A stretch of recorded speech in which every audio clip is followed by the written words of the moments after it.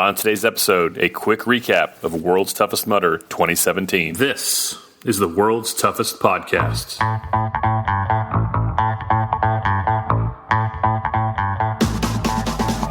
Welcome to the World's Toughest Podcast, where we talk about any obstacle course race you'd like, as long as that's World's Toughest Mudder. Each week we talk to members of the WTM community and share stories of success and failure in the single greatest event in OCR. My name is Will Hicks, and this is the World's Toughest Podcast. Hey guys, World's Toughest Mudder 2017 was this weekend. It was actually today, just finished a few hours ago.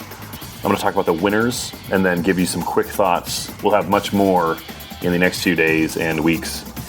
Let's talk about the elite results. We'll go with the men first. The battle that we anticipated between Ryan Atkins and John Albin never really happened. John stopped competing about 4 hours in with 25 miles. I'm going to talk with him, but I heard secondhand that he was sick and was unable to compete. So, stomach issues, I believe. He didn't quit the race. He was resting in his tent for a while. He went out for a final lap with his sister Beth Albin the next day. Beth had a strong race. She finished 7th overall for the women. Here are the podium results for the men. In first, Ryan Atkins with 110 miles. Second was Robert Killian with 105 miles. And third was Trevor Cichosz with 95 miles. Ryan was dominant again. He wasn't first out of the gate, but that's not really his style. Once he had the lead, he never lost it, though. With his win and his 110-mile performance, this is the second year in a row Atkins has taken home a fat bonus check from World's Toughest Mudder. Last year, he and John Albin won the bonus prize for winning the team division with at least 100 miles. They won with 105. This is the 5th year in a row Atkins has won World's Toughest Mudder. He won in 2013 and 2014 in the individual category, 2015 and 2016 in the team category, in 2017, this year, back in the individual category.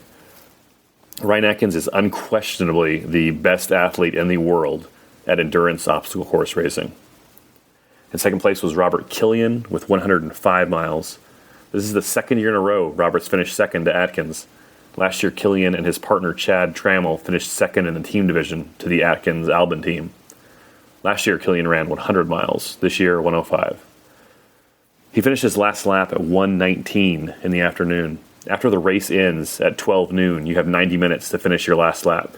He was also the last person to jump off the cliff this year, and maybe the last person to ever jump off it.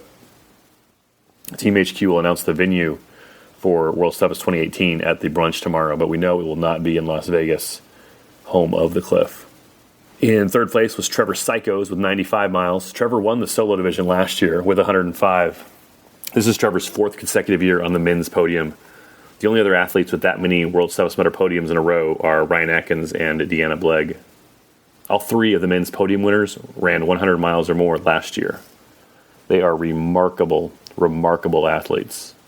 Let's talk about the women's podium. In first was Rea Koebl with 90 miles. In second was Allison Tai with 85 miles. In third was Michelle Ford with 80 miles.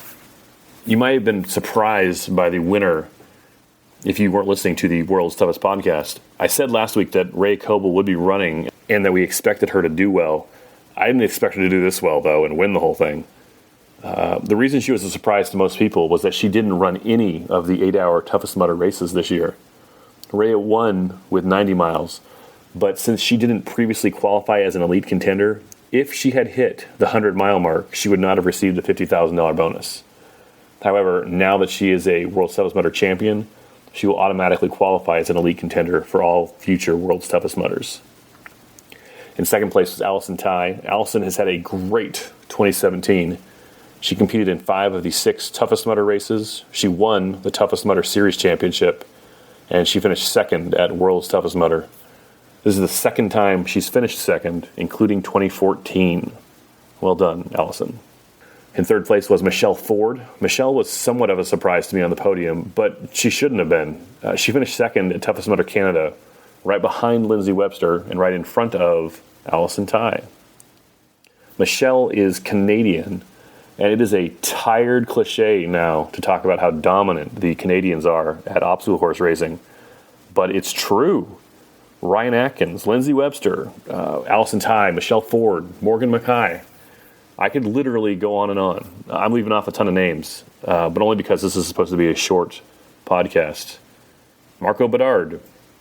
There are so many. Faye Stinning. All right, now I'm done. Austin Azar. In the national team relay, it was Chad Trammell's Team United States, number 7, in first with 120 miles.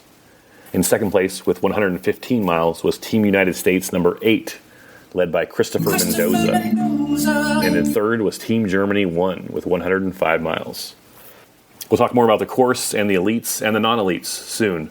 If you are in Vegas, I will see you at brunch tomorrow, 11 a.m. at the West End. Come pick up your Holy Grail and hear where WTM 2018 will be held. Before we wrap it up, please remember to leave a review for the podcast on iTunes. You can do it through the Purple Podcast app on your iPhone. Search for Tough Mudder. We're the first one that pops up. Click our logo and then scroll down and click Write a Review.